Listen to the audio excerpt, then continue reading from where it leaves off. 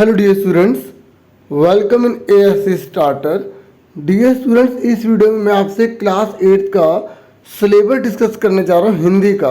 अगर आप मैथ्स का देखना चाहते हैं, इंग्लिश का देखना चाहते हैं तो आप डिस्क्रिप्शन में ज़रूर चेक कर लें, मैंने बहुत अच्छे से समझा दिया है।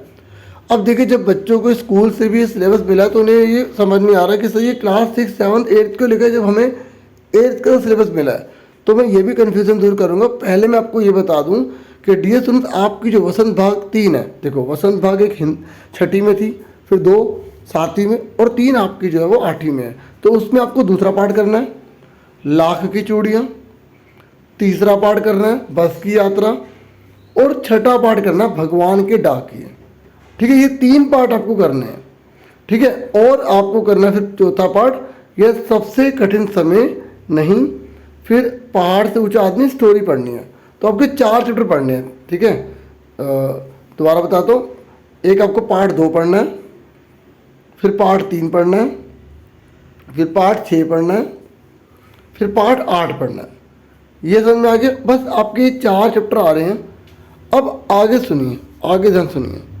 अब कई बच्चे कह रहे हैं कि सर ये क्लास 6 क्यों लिखा है जब हम क्लास 8 के अंदर। देखो डियर स्टूडेंट्स, आपका बेस जो है ना वो थोड़ा कमज़ोर है, तो इसलिए 6, 7 की भी आपको पढ़ाई आनी चाहिए, ताकि क्योंकि एक पढ़ाई ना रिदम से चलती है।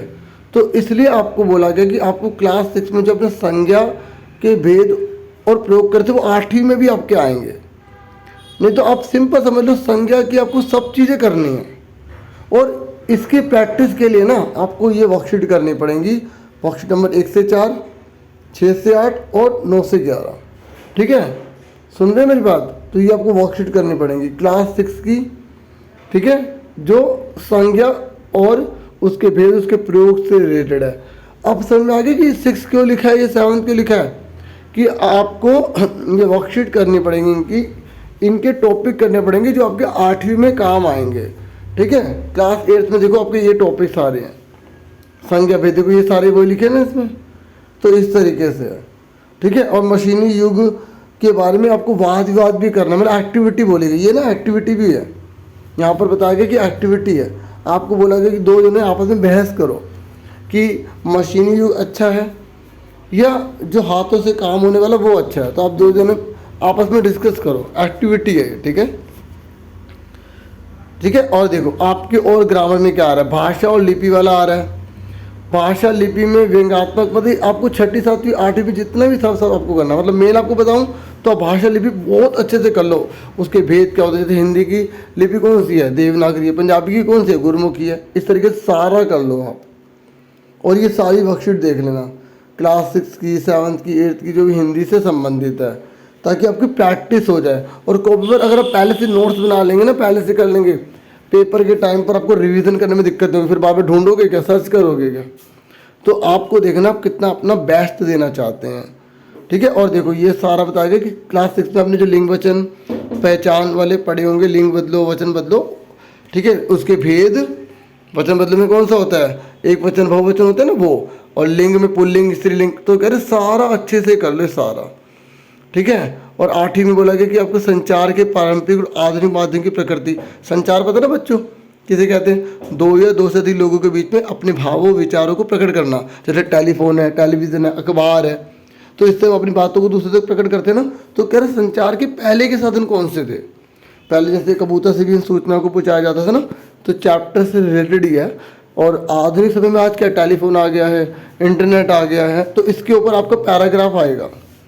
ठीक है, पैराग्राफ लिखना होगा, पैराग्राफ पता ना निबंध लेखन जो होता है वो आपको करना पड़ेगा। सुन रहे हैं ना मेरी बात आप? और पाठ 8 में तो मैंने आपको बता दिया, पाठ 8 आपका आ रहा है, आपको मुहावरे भी करने, मुहावरों के प्रयोग भी करने होंगे। ये मत देखो 6ठी 7वीं एक है, बस ये देखो टॉपिक कौन कौन से हैं। ठीक है, प्रयोग करना, योजक चिन्ह का प्रयोग करना, और यहाँ पे देखो आपको जीवन में आने वाली चुनौतियों का सामना करने का उपाय बताते हुए मित्र, छोटे भाई बहन को पत्र, एक पत्र आएगा कि भाई देख भाई, जीवन में अनेक प्रकार की चुनौतियाँ आती हैं, उससे हारना नहीं चाहिए, उसको डट कर सामना करना चाहिए। जैसे कोविड कोरोना का काल आया, आप एकदम घबरा गए, तो लेकिन उसमें भी आपको हिम्मत रखनी है, मुसीबत का सामना मिलजुल के करना, तभी मुसीबत दूर हो सकती है। ठीक है, ये आपका पत्र बता रखा है। ऐसे जीवन संघर्ष पर आधारित आपका पद्यांश भी आएगा।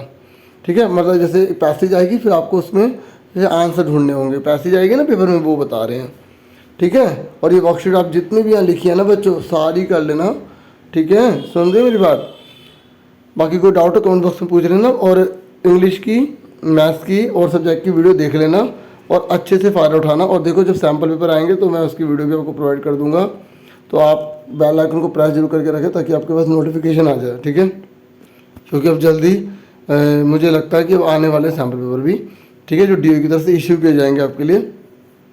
तो 30 सितंबर 2022 तक DA स्टूडेंट आपका पूरा सिलेबस हो जाना चाहिए। अक्टूबर में आपके पेपर होंगे, फिर जब आपका मिड टर्म हो जाएगा, देखो आपका मिड टर्म चल रहा है, फिर मिड टर्म चलने के बाद आपको बाकी सब्जेक्ट करवाए जाएंगे, मतलब बाकी चैप्टर करवाए जाएंगे। आपका चैप्टर 9 आएगा फाइनल टर्म में, फाइनल टर्म में पहले का भी आएगा। ठीक है, चैप्टर 11 आएगा आपका, ठीक है, चैप्टर 13 आएगा। बाकी अभी ग्रामर देख सकते हैं।